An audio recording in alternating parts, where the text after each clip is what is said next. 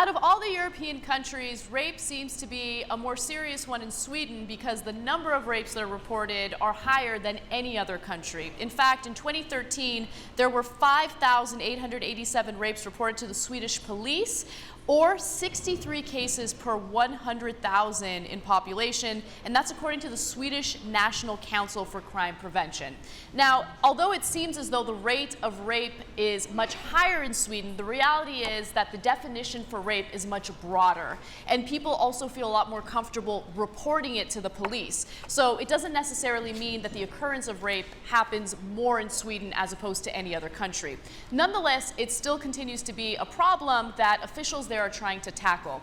Interestingly enough, there were two websites, pranksters.com and damn.com, that wanted to do a social experiment about this particular issue.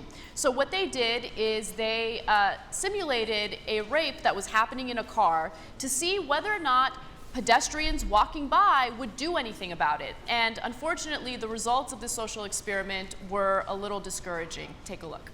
So in our new social experiment, we put Swedish citizens up for a test. Will people interfere after hearing a girl screaming for help from a suspicious-looking car? Or will they choose to walk away and leave her helpless for her doom? Let's find out.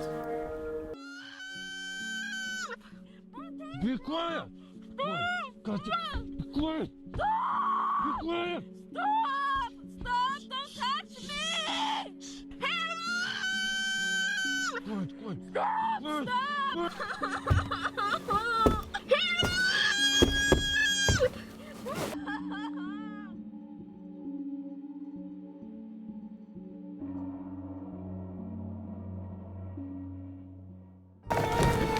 Excuse me?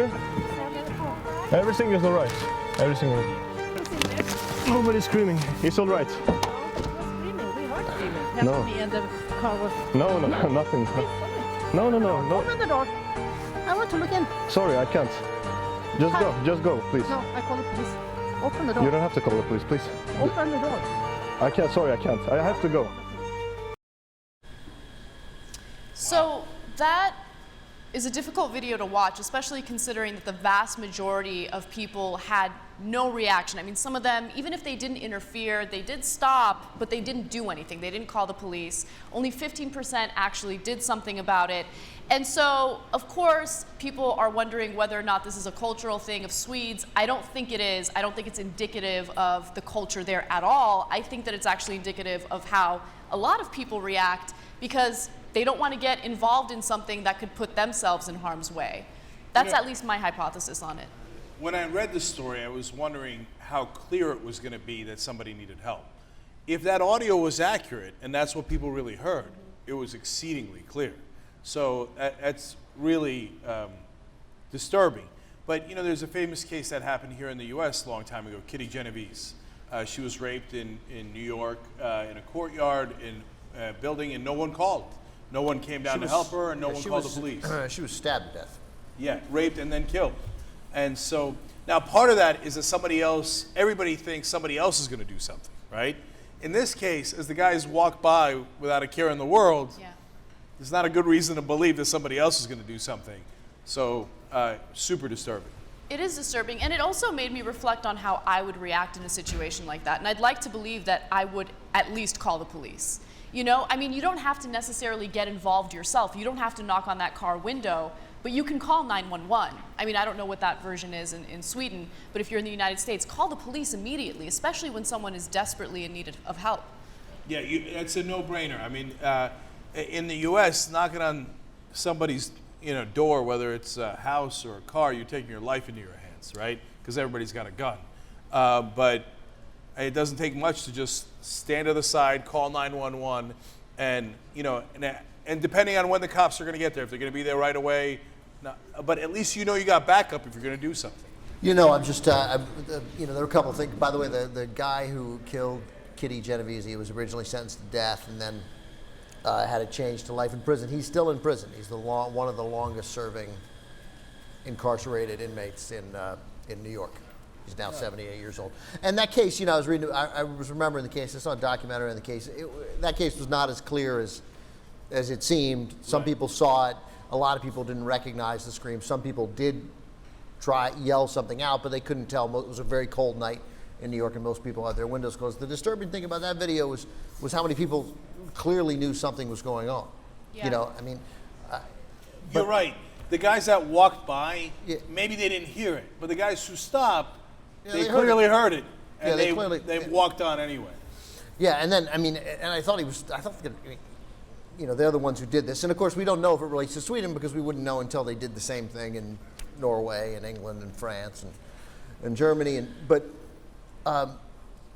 it's just it's incredibly uncomfortable, and when the guy goes, when that woman gets involved, like then those guys were like being like, then it gets almost dangerous. Like once you stop and do something, then I badly want them to say, okay, this was a social experiment to see who would Right. stop and help. Thank you for stopping and helping.